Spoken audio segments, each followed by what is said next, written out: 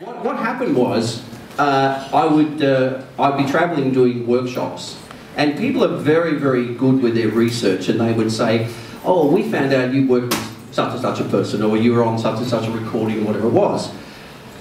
And in most of those circumstances, certainly with any of those really well-known acts, you actually sign a confidentiality clause, right? So I can't really tell you that much about those people. So how do you write a book when you don't have, you can't say anything? Well, how did that, how? Tonight you can. Is it like insert quote? No. The interesting thing is that the sorts of things that people were asking once they got past the gossip column stuff was really maybe what made that person stand out, what made them successful, all that sort of stuff. And I realised that literally in the midst of my studio at home there, and in the one-on-one sessions I've done with people over the years, that there were so many worthwhile examples of people who, not necessarily stars or anything like that, because that's a whole different way of thinking. You know what I mean? You can be a star now, you can be, I don't know, Chloe the Dancing Cat and get 25 billion hits on YouTube. So it's a very kind of, it's a very fickle kind of So we all want to know how to become a viral success. So if we do have a dancing cat, how? Do you have that answer? I don't have an answer for that at all. So what started to happen was I would tell people examples, and some of those examples are in this book, about people who had, you know, left the corporate world, for argument's sake, and, you know, decided to chase their passion and not their pension, so to speak, and all these sorts of things. And they were just factual stories. Like they were just literally, you know, observations that I had made.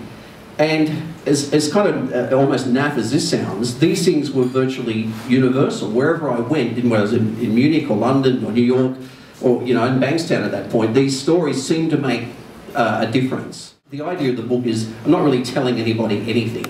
I'm just laying it out there, and hopefully, my intention was always that the message of the story would be something that people could relate to their own life. And there's subjects in there like raising children, and I'm not telling people how to raise children. I haven't worked out myself yet, you know what I mean? How people have overcome incredible obstacles. I think there's definite need for people to learn things like practical forgiveness, if that's the right way to put it. I think there's a real need for people to enter into those kinds of ways of thinking. And I just see so much confusion. And I'm only involved in music. It could be the same here in real estate. And I don't mean that to be funny. It might be the same in other professions, but in my profession, I know that we assume that artists live a bit more on the edge and all the other stuff that goes with it, but, you know, it's pretty common across the board.